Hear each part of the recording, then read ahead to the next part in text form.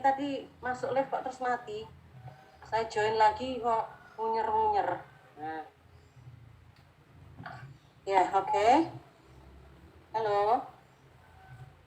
Tolong dibacakan ini, Mbak Fitra, tolong dibacakan ungkapan pengajaran Buddha ini, cobalah. Yes, asal itu sesuatu yang baik ya, kalau tidak ada salahnya kita lihat ya. Coba, tolong bacakan Mbak Fitra.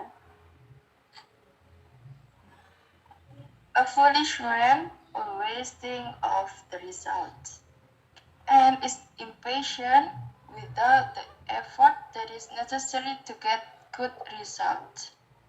No good can be attained without proper effort, just as there can be no third stories on a house without the foundations and the first and the second stories, the teaching of the Buddhists.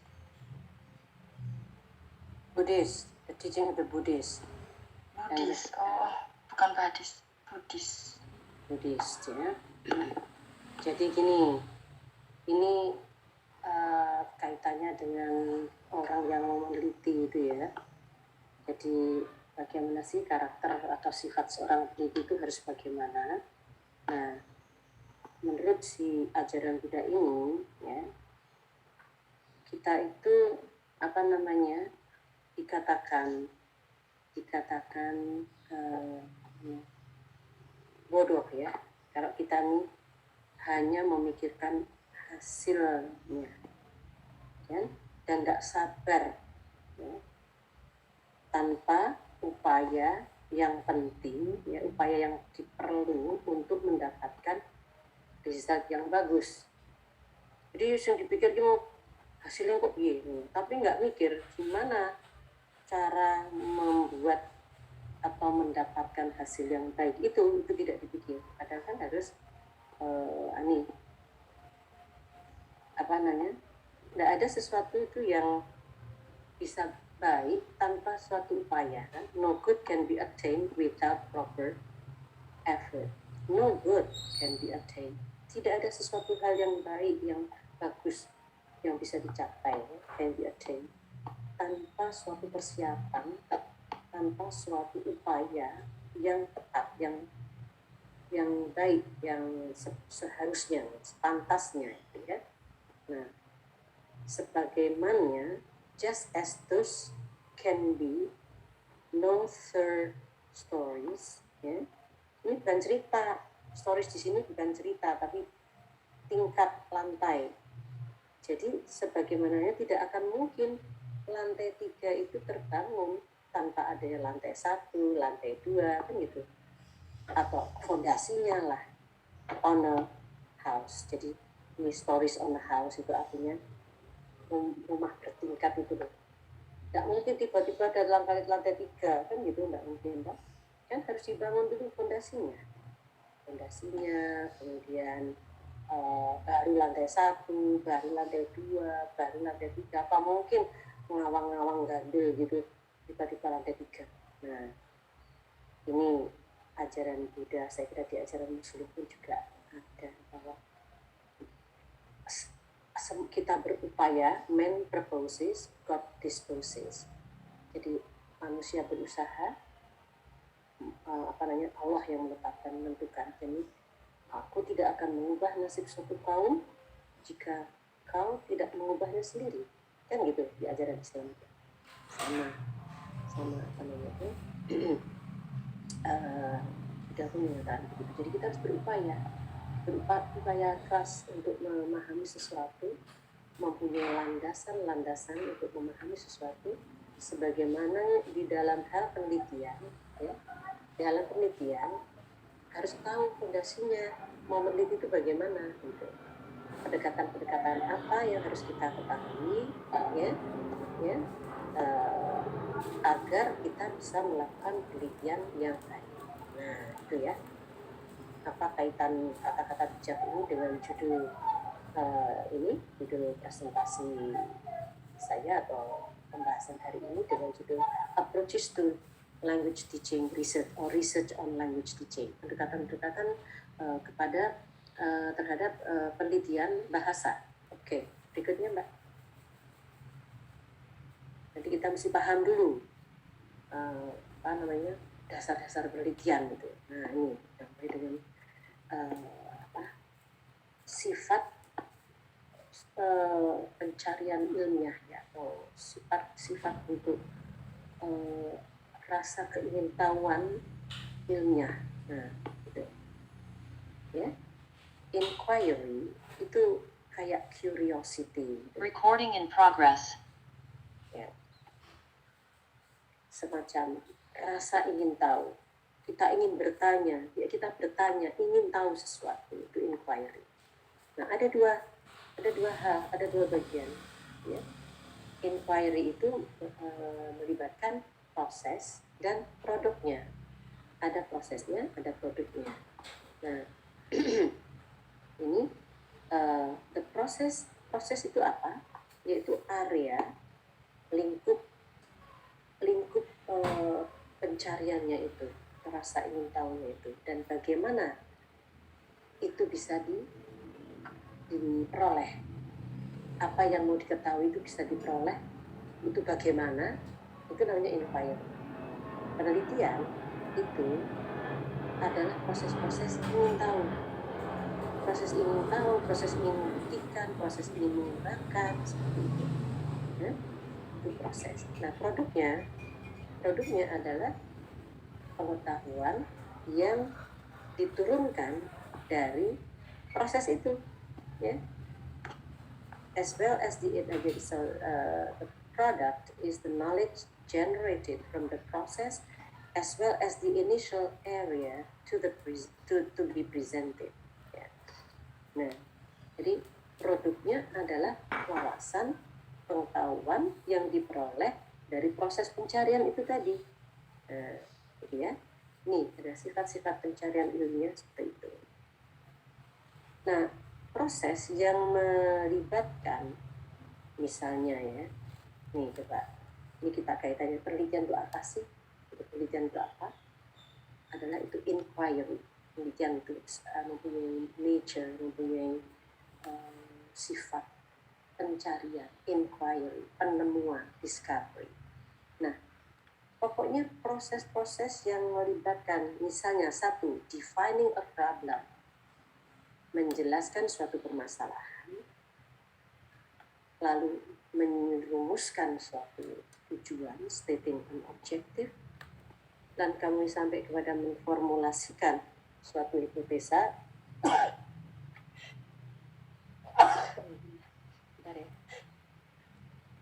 Alhamdulillah ya, itu namanya proses. Alhamdulillah. Jadi proses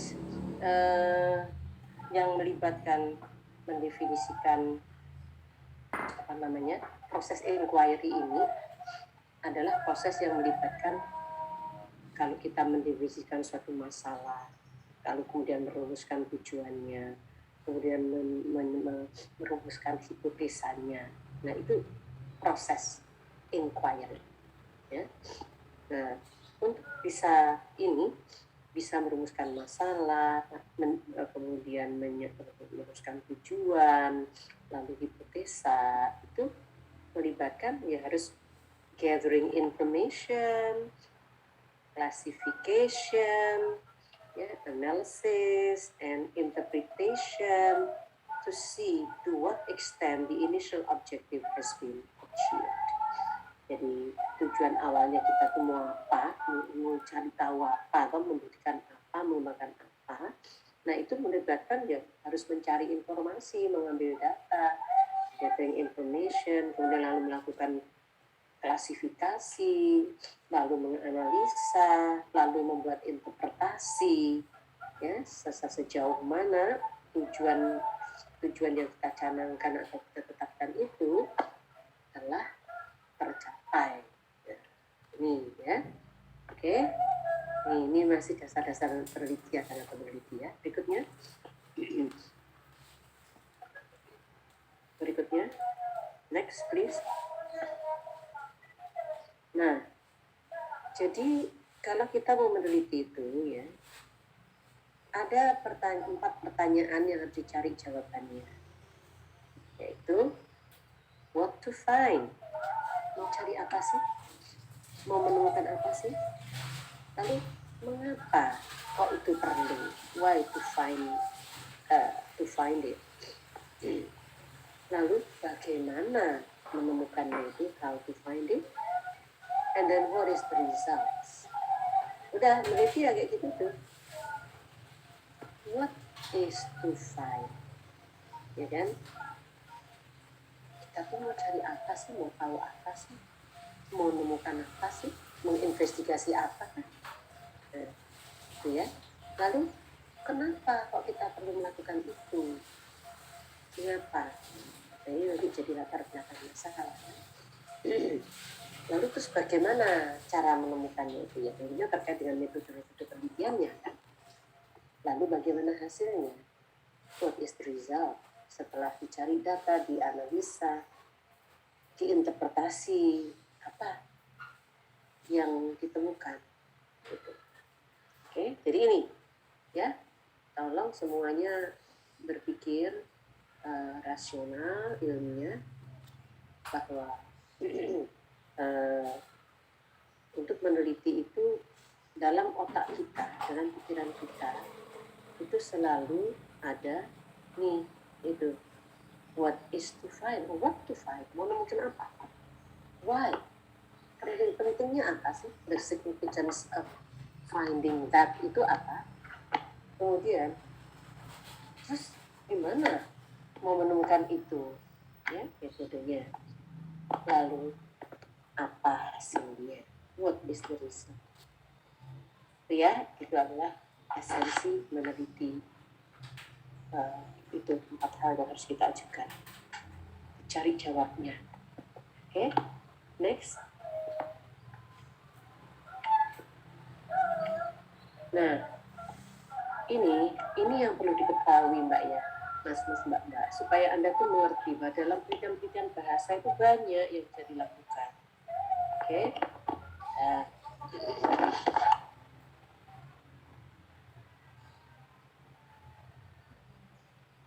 ya, research tradition in applied linguistics. Dalam ilmu linguistik terapan, linguistik terapan itu adalah ilmu kebahasaan yang digunakan di dalam kehidupan sehari-hari.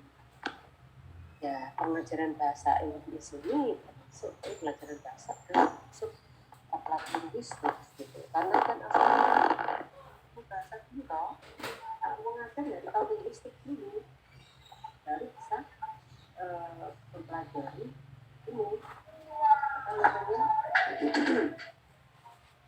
metode pembelajaran, itu harus tahu ilmu linguistik dulu. Belum dapat linguistik atau belajar metode mengajar gitu ya, ada gap ya. Nah, jadi di dalam tradisi applied linguistics itu ada ini psychometric ya. Ada psychometric. Dalam hal ini si peneliti investigates the effectiveness of particular methods, activities, and techniques by measuring language gain on proficiency tests. Nah, ada tradisi-tradisi di dalam penelitian applied linguistics, itu ada yang dikatakan psychometric, yaitu seperti ini, bahwa si peneliti itu menginvestigasi keefektifan sebuah metode misalnya, keefektifan sebuah aktivitas misalnya, atau juga teknik-teknik misalnya, dengan mengukur kemahiran berbahasanya ya, by measuring language gain, perolehan bahasanya atau pencapaian bahasanya menilai kemahiran, tes berdasarkan tes kemahiran berbahasa. Ada juga yang dikatakan interaction analysis, ya, analisis interaksi. Nah, di sini peneliti itu menggunakan sistem dan schemes for studying classroom behaviors and interaction. Nah, jadi Mas dan Mbak ini bisa meneliti classroom interactions itu, classroom behavior, ya ini bisa namanya interaction analysis. Nah sebenarnya ini masuk etnografi, tapi etnografi of classroom atau classroom ethnography. Mungkin bayangan Mas Nur dan Mbak itu kalau namanya etnografi itu itu masyarakat yang luas gitu. Tidak harus terkait dengan pembelajaran bahasa, situasi di kelas itu bisa dikaji dengan secara etnografi, di etnografi of classroom. Ya, itu kita melakukan analisis interaksi, interaction analysis. Next please. Ma'am, mohon maaf izin bertanya. Terkait dengan etnografi, itu kan salah satu metode dalam kualitatif ya, Mem ya? Ya. Kalau kebiasaan di kelas, semisal pengajaran speaking, itu guru terbiasa memberikan misal tutorial program seperti itu untuk mendukung pengajaran tensis. Nah itu itu juga apakah masuk etnografi atau bukan itu bukan etnografi ya. Etnografi itu lebih bersifat social interaction ya, jadi terkait dengan perilaku, behavior ini, classroom behavior ini. Ya. Misalnya ya, Anda meneliti kecenderungan anak-anak yang pintar itu biasanya duduknya dengan siapa, itu hal-hal yang bersifat lebih kepada perilaku ya. Itu etnografi. Kalau yang seperti tadi itu tutorial program dan sebagainya itu masuk ke bisa case study, fenomena bukan. Kalau fenomenologi adalah satu kejadian unik begitu ya, kejadian unik gitu, itu fenomenologi. Tapi kalau pembelajaran ini lebih kepada apakah dia ya, kalau kualitatif ya apakah dia merupakan case study, kalau kuantitatif ya banyak ada apakah akan melihat korelasi atau melihat komparasi atau melihat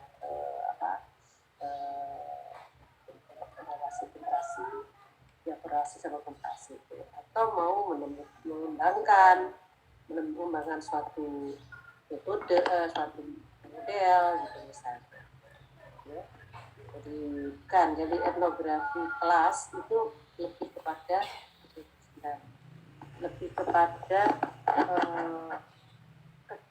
kecenderungan dari behavior, classroom behavior. Anak-anak cewek-cewek sukanya gerombol duduk dengan cowok-cowok, dengan cewek-cewek, yang cowok-cowok, terus yang pinter-pinter sukanya ngumpulnya duduknya di situ aja, misalnya di situ. Terus bagaimana cara berbicara anak-anak yang lebih maju dan dengan anak-anak yang learners. Nah itu yang dilihat seperti itu adalah bisa fenomenologi, bisa etnografi. Etnografi yang masyarakat itu ya sosial gitu. Saya gitu. Mana Mbak? Suruh kirim ke Wanu Sobat sekarang. Halo? Mbak siapa ini tadi yang tanya? Halo? Belum, kamu hilang. Halo? Mbak siapa yang tanya tadi? Rihan. Oh Mbak Rihan. Ya, sudah paham Mbak? Nanti kita lihat lagi lebih detail pada saat berbicara tentang kualitatif ya. Kualitatif itu kan ada inquiry, ada narrative inquiry, ada case study, ada fenomenology, kemudian ada ethnography, kemudian ada grounded theory, case study, itu kualitatif ya. Nanti bagaimana masing-masingnya kita akan bahas di saat waktu qualitative research. Nah, okay, next please. Ma'am, Hmm? ya ini waktunya habis. Setelah ini join kembali. Hah? Oh, join. Waktu Tapi dia Zoom-nya maksudnya, Ma'am. oh, ya, oke.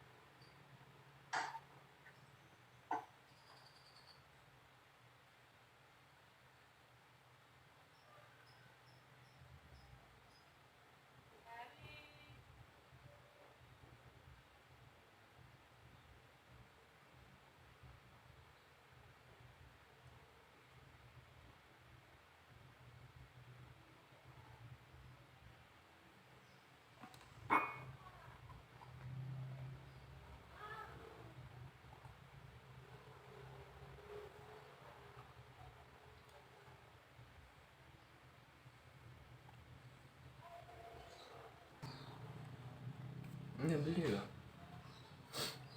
Gak di KW ya pedang. Ya. Bang, Ini next slide, Ma'am. nah ini ya. Ya yang namanya discourse analysis. Ini ya dari etnografi ini Mbak. Bisa discourse analysis. Jadi tadi ada psychometric. Itu tadi termasuk psychometric Mbak Rika. Ya, Mbak Rika, kalau apa yang Anda fenomena yang Mbak sampai tanyakan tadi, dia masuk psychometric. Ya, kalau mau mencari apa metode pembuktian efektivitas atau efektivitas suatu metode, aktivitas dan sebagainya itu dalam tradition applied linguistics, research tradition in applied linguistics itu masuk psychometric.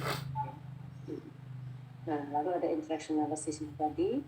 Sekarang ada discourse. Discourse analysis. Slide-nya hilang nggak kita? Oh ini. Ya. Kalau discourse analysis itu melibatkan skema-skema analitis ya untuk classroom interaction. Call the linguistic classroom interaction. Analisis discourse. Nah ini bisa tidak hanya classroom interaction saja. Di teks-teks surat kabar, pidato, novel, short story, drama itu bisa dianalisis diskursus wacananya suatu konteks yang utuh punya makna utuh walaupun itu hanya satu kata gitu saja stop itu sudah diskors gitu ya. Yang penting ada suatu ekspresi dia mempunyai makna utuh itu diskors ya. Apalagi kalau teksnya itu tidak hanya satu kata, dua kata, satu kalimat, dua kalimat, tapi dia berubah satu paragraf misalnya, itu bisa dianalisis secara discourse analysis. Dan nanti kita lihat bagaimana menganalisis discourse itu. Itu ada mata kuliahnya sendiri toh, discourse analysis.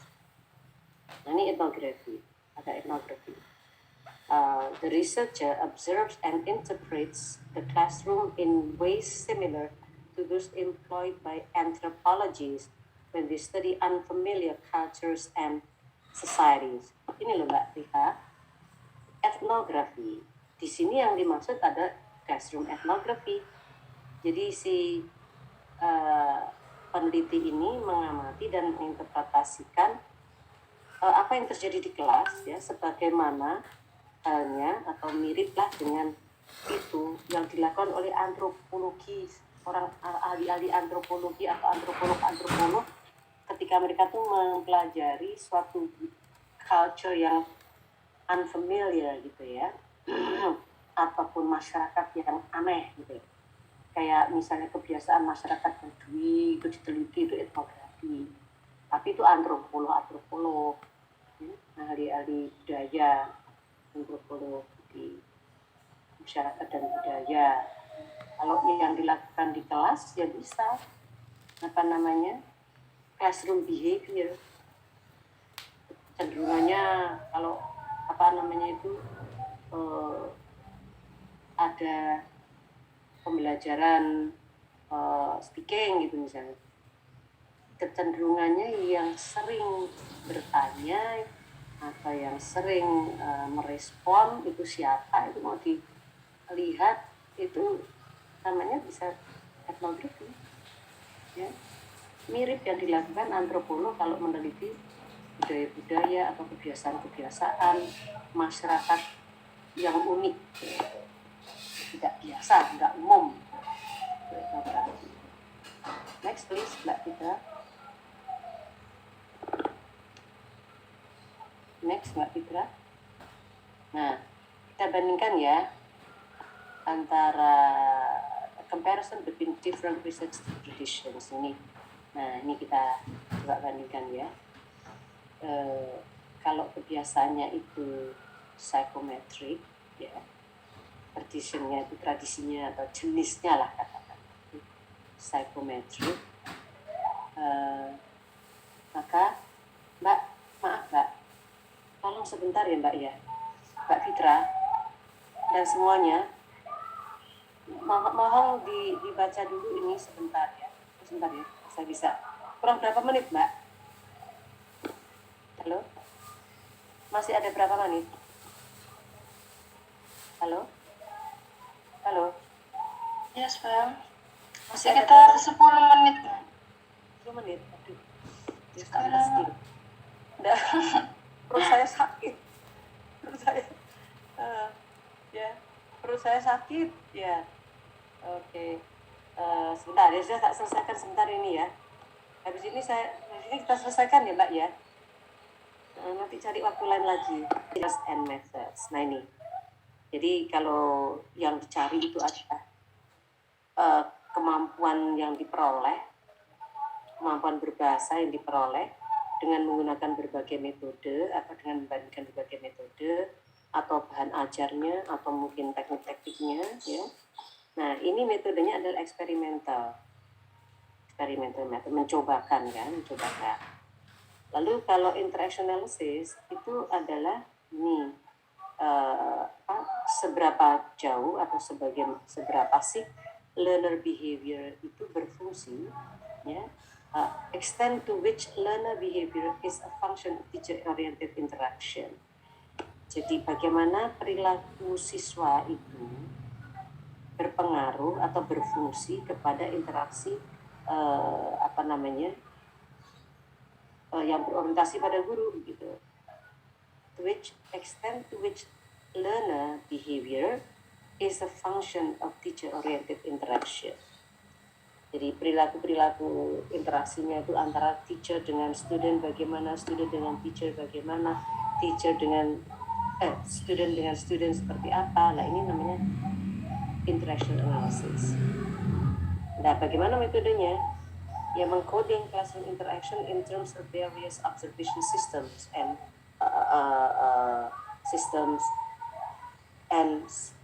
schedule. Ya.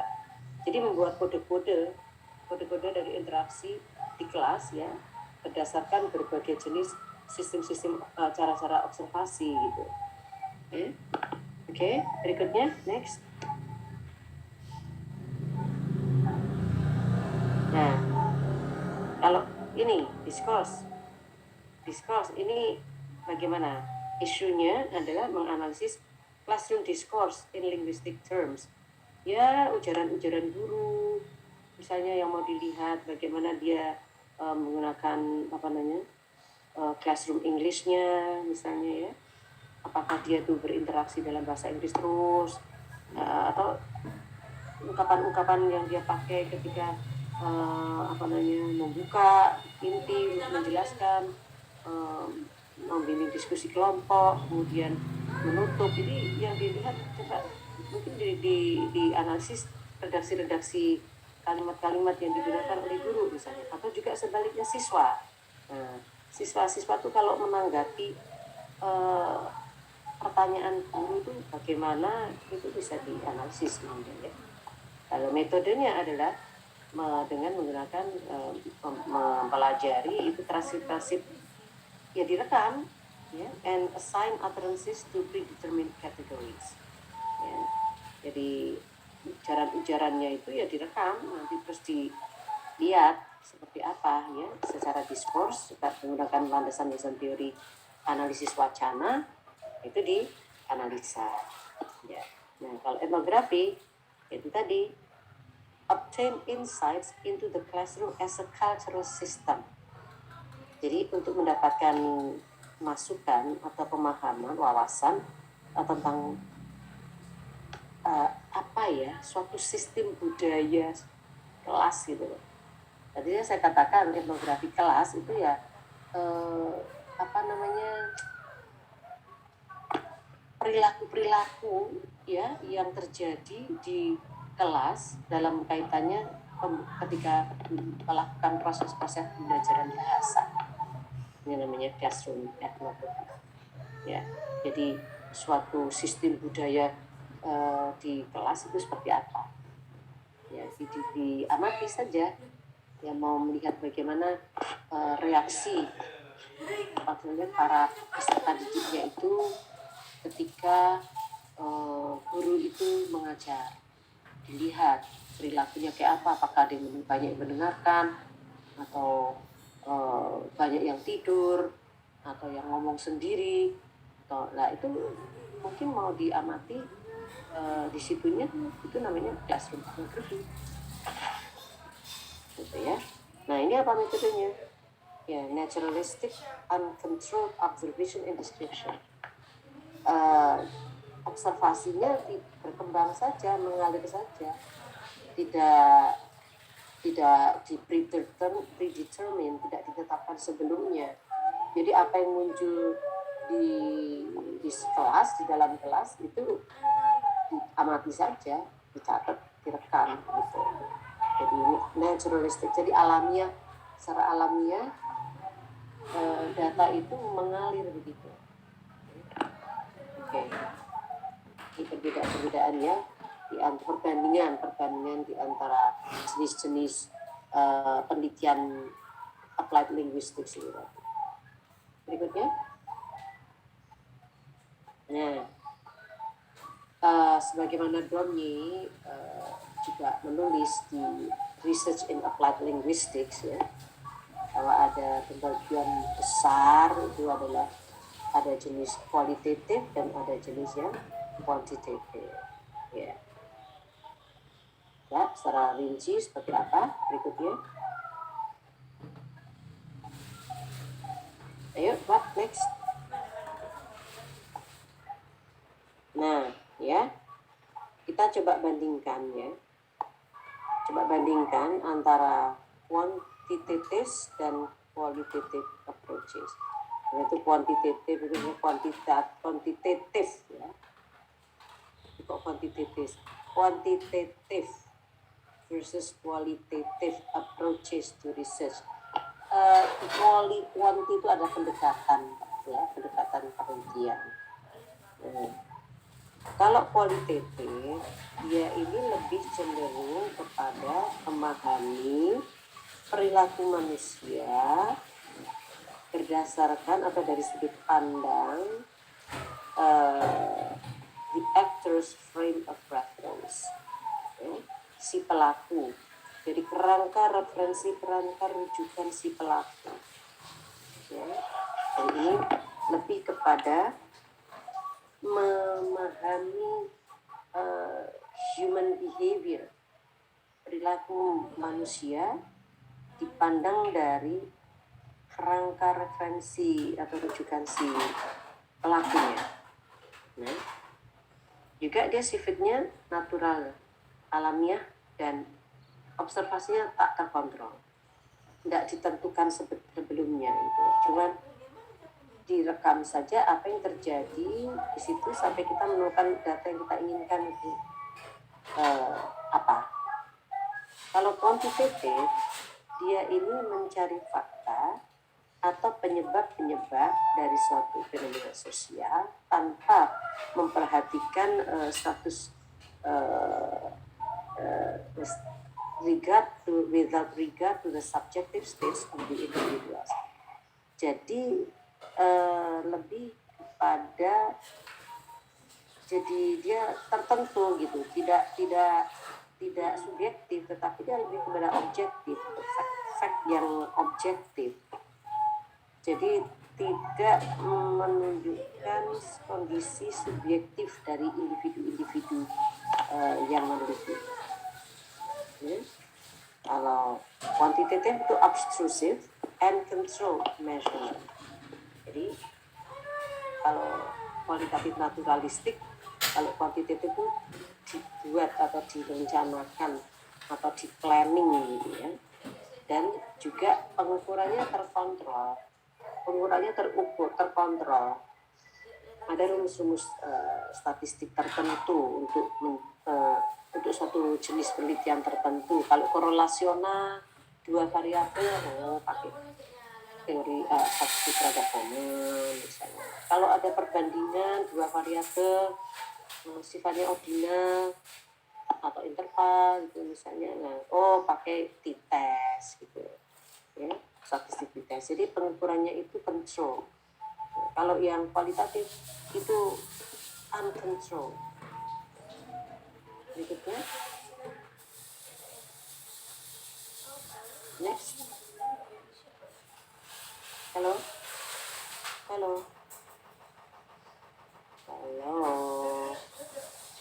Yes, ma'am. Yeah, next slide please.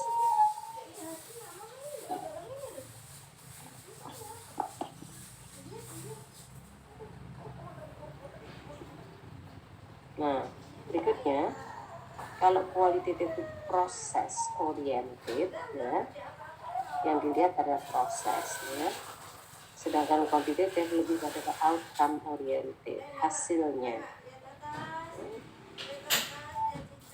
Kualitatif itu valid, real, rich and deep data. Kualitatif itu datanya dalam dan kaya, karena tidak dikontrol. Jadi yang apa yang terjadi itu dia mati direkam gitu kan, nanti baru digolong-golongkan yang diperlukan dipakai, yang tidak diperlukan dibuang. Makanya dari reduction gitu kan. Dan valid gitu karena dia real, karena dia menunjukkan apa yang memang ada terjadi. Kalau kita kan tidak bisa dimanipulasi, ya kan? Kuantitatif itu karena ada rumus-rumus tertentu, maka bisa dibuat-buat dimanipulasi. Okay. Nah, kalau kuantitatif itu reliable, ya, reliable dapat kita objek ya, hard and replicable data. Jadi dia cukup banyak juga datanya dan bisa direplikasi, diulang, bisa diulang. Kalau kualitatif itu perlu diulang, melihat perilaku yang ada, belum tentu dia nanti berlaku seperti itu lagi. Nah, kalau yang kualitatif ungeneralizable, single case studies. Biasanya kualitatif itu tidak untuk menjadi generalisasi, menyamaratakan begitu lalu begini secara umum, tidak bisa. Biasa kualitatif itu kasus unik, maksudnya case study, ya, single case study. Kalau kuantitatif dapat digeneralisasikan hasilnya itu. Jika ditemukan sendiri, kalau begitu ini adalah enggan, bisa digeneralisasi. Dan bisa untuk banyak orang, kondisi banyak objek, banyak subjek penelitian. Tapi kalau kualitatif biasanya tidak melibatkan banyak. Kayak kasus-kasus khusus unik sendiri gitu, case study gitu, studi kasus ya. Kualitatif itu assumes a dynamic reality, jadi mengasumsikan adanya realitas yang dinamis ya. Nah, sedangkan yang kuantitatif ini merupakan realita yang stabil, tidak dinamis. Dinamis kan berkembang, berubah gitu. Jadi kadang-kadang kita nggak jadi ini, kurangi, ada ini, menambah. Kalau yang kuantitatif sudah enggak, udah ditata, ditentukan sebelumnya, jadi dia stabil. Dan ikon kemarin-kemarin. Sebenarnya aku Nah. tangi sopo. Nah ini kan ada banyak sekali metode untuk melakukan Udah kau enggak kan? penelitian. Kan? Ada kalau yang ini, Tapi sholat yang gak? kiri itu, anak panah kiri itu jenis kualitatif. Tadi sudah saya sebutkan, ada yang Tapi tangi case sholat. study, studi kasus, ada yang survey, ini masuk kualitatif. Sholat. Ada narrative inquiry, Masalah tangi wong yo iso tanya. ada grounded theory, ini untuk menemukan Aku teori, tengah wong ngelak kan. ada ethnography. Ya, itu kualitatif. Apa nih kon sing Nah, sedangkan yang ndet erongku karo kanan, anu. nah ini Iku ada yang siji kok. jenisnya korelasional, Awas yo. dari korelasi antara satu Sangalin variabel nih, dengan tanggal variabel lain. Ada yang deskriptif, suatu paparan, Iso padahal pas aku mang wis turu. ada yang causal comparative. Tadi saya bilang kalau komparatif bisa pakai dua variabel, pakai tes, korelasional pakai produk variabel. Deskriptif ya dia tidak pakai, dia pakai means, apa namanya, deviations, SD, standard deviation, namanya persentase, itu misalnya itu deskriptif. Eksperimental, apa namanya, eksperimen, itu eksperimen, rumusnya macam-macam itu ya. Ada yang single subject, ini kuantitatif. Kalau bercampur ya mixed method. Kalau ya narratif tapi dia menggunakan eksperimen, ya ini namanya mixed method. Mie pelan-pelan dulu. Oke. Makan mie. Sudah bisa ini ya, agak mengklirkan Kalau aku kurang minum. atau apa ya istilahnya itu, memperjelas apa ya, memperjelas wawasan lah tentang penelitian kualitatif itu apa kuantitatif itu apa. Kok ada tuh cuma bisanya bang kuanti gitu. Nah, harus tahu bahwa kalau yang namanya kualitatif itu jenisnya tuh kayak survei ya, ada case study, narrative inquiry, lalu ada grounded theory, kemudian ethnography. Nah, yang kuanti ada yang sifatnya korelasional, eksperimental, ada yang deskriptif, ada causal comparative, ada yang single subject. Next please.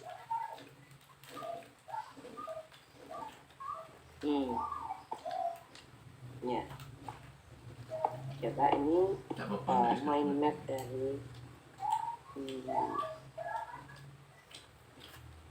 mind map dari suatu ini anu ya, ada action setelah ini kuantitatif ya, kuantitatif dulu ini semacam ringkasan ya dari psychometric atau kuantitatif. Tadi psychometric adalah untuk mengukur keefektifan suatu metode, misalnya suatu aktivitas, misalnya dengan cara atau berdasarkan perolehan bahasa, ya the language gain, ya, perolehan bahasa yang berdasarkan pada suatu objektif tertentu.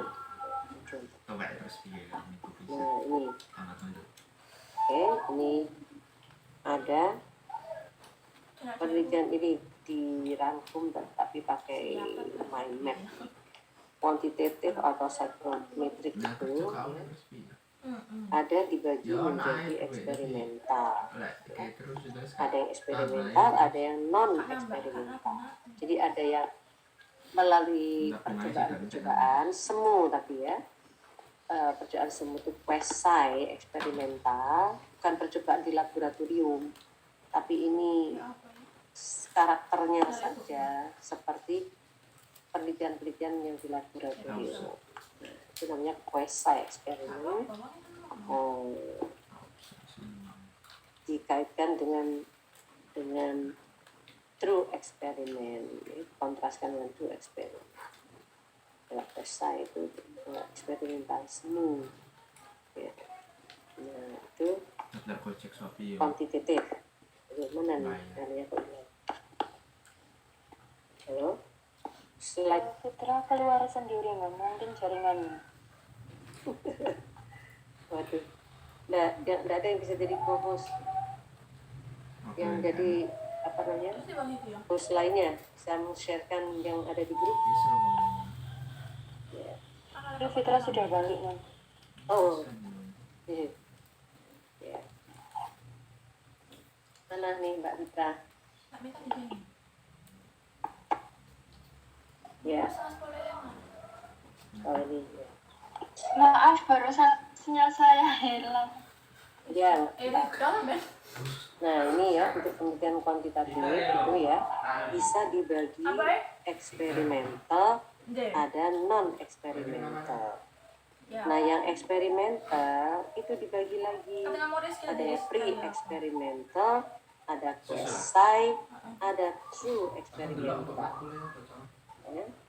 Pre-eksperimental ini ya jadi percobaan pendahuluan gitu. Kalau quasi itu yang semu. True eksperimen ya benar-benar eksperimen, eksperimen seperti kalau di laboratorium. Lalu yang non eksperimental itu apa? Bisa yang namanya causal comparative, kembalikan. Bisa coba mana tadi? Nah, bisa expose facto. Jadi yang sudah terjadi expose facto itu adalah penelitian kejadiannya itu sudah ada, gitu, terus diteliti expose facto. Ada yang correlation, ini memang non eksperimental. Lalu ada yang comparative, ada yang descriptive, harus kita bahas.